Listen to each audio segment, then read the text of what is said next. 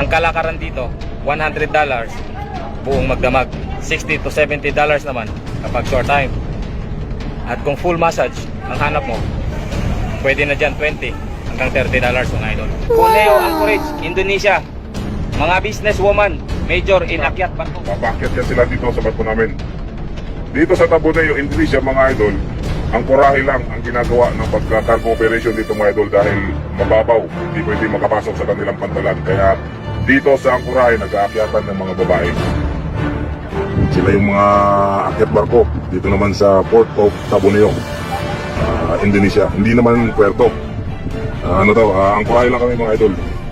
Hello, hi. Ako ang naka-duty ngayon mga idol, kaya sinalubong ko na sila. Welcome on board. Hello, welcome on board. Hi, welcome on board. At syempre, sinamahan ko na rin papasok ng akomodasyon. Dito mga idol, kung hindi ka marunong mag-control sa sarili mo, ay siguradong ubos ang ibon mo. Ang kalakaran dito, $100 buong magdamag. $60 to $70 naman kapag short time. At kung full massage ang hanap mo, pwede na dyan $20 hanggang $30 mga idol. Moments later. Bagong grupo na naman ng mga kababaihan, ng umakyat, ng gangway, mga tagbayan, mga kabaro. Boy, nako, delikado yung ginagawa nila na yan.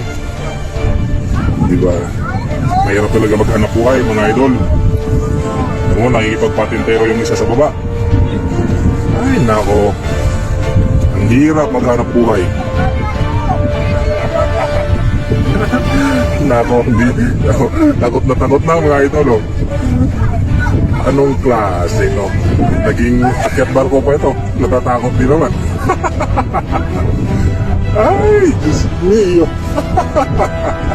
Kaya nga pala mga idol, yung nabanggit kong presyo kanina, ay nagdidepende din yun sa itsura ng mga babae, no? Meron din 150, meron 130. Depende kung mabenta yung isang babae. At meron din mga idol yung lingguhan. Kung depende kung gaano kayo katagal mag-stay dito sa puerto, ay ganun din katagal ang babae sa inyo. Depende na yan sa pag-uusap nyo mga idol. Hey, get the fella go! Di na makakyat visa? Ha? Cannot go up? Yes, Dangerous? 24 hours later. Ayun nga, at pagkatapos nilang magbigay ng serbisyo dito sa barko namin mga idol, ay hindi pa yan agad-agad uuwi sa bahay nila. Bababa lang yan dito at lilipat na naman yan sila sa ibang barko mga idol. Pag may bagong dating, doon na naman yan sila. Kung napapansin nyo, mayroon yan sila daladalang mga maleta o mga bagahe nila dahil mahaba din ang serbisyong ibibigay nila dito mga idol sa Angkurahe. Aabot din yan sila ng isang buwan. Isang buwan yan dito sila palipat-lipat bago sila uuwi o bago sila pupunta ng lupa mga idol. Lipat na naman sila ng ibang barko mga idol. Kung saan na naman sila mapapadpad. Pag may bagong dating, lipat. At may panibagong batch na naman na aakyat.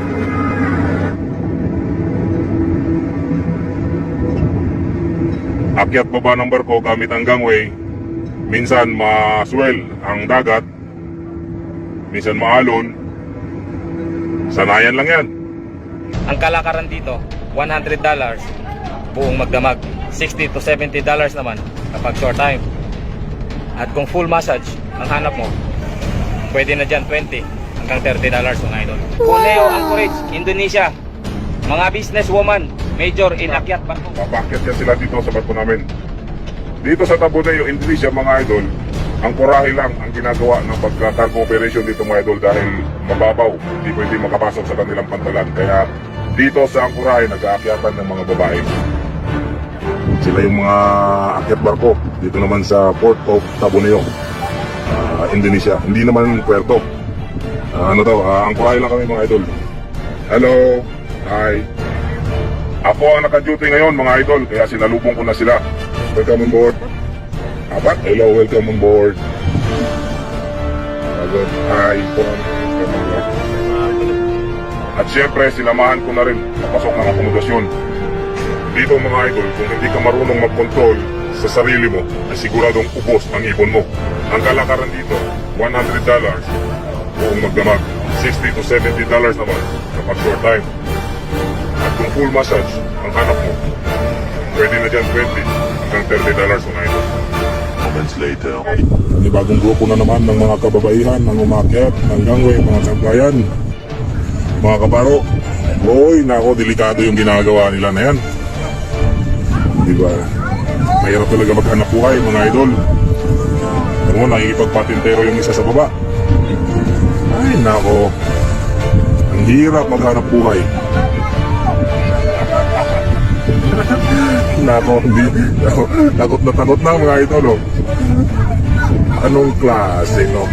Naging akyat barko pa ito. Natatakot din naman. Ay, Diyos mio. Kaya nga pala mga idol, yung nabanggit kong presyo kanina ay nagdedepende din yun sa itsura ng mga babae. Ano? Meron din 150, meron 130. Depende kung mabenta yung isang babae. At meron din mga idol yung lingguhan. Kung depende kung gaano kayo katagal mag-stay dito sa Puerto, ay ganun din katagal ang babae sa inyo. Depende na yan sa pag-uusap nyo mga idol. Ay, ito pala ikaw! Di na makakyat yung isa? Ha? Cannot go up? Yes, Dangerous? 24 hours later. Ayun nga, at pagkatapos nilang magbigay ng serbisyo dito sa barko namin mga idol, ay hindi pa yan agad-agad uuwi sa bahay nila. Bababa lang yan dito at lilipat na naman yan sila sa ibang barko mga idol. Pag may bagong dating, doon na naman yan sila. Kung napapansin nyo, mayroon yan sila daladalang mga maleta o mga bagahe nila dahil mahaba din ang serbisyong ibibigay nila dito mga idol sa Ancoraje. Aabot din yan sila ng isang buwan. Isang buwan yan dito sila palipat-lipat bago sila uuwi o bago sila pupunta ng lupa mga idol. Lipat na naman sila ng ibang barko mga idol. Kung saan na naman sila mapapadpad pag may bagong dating lipat. At may panibagong batch na naman naakyat.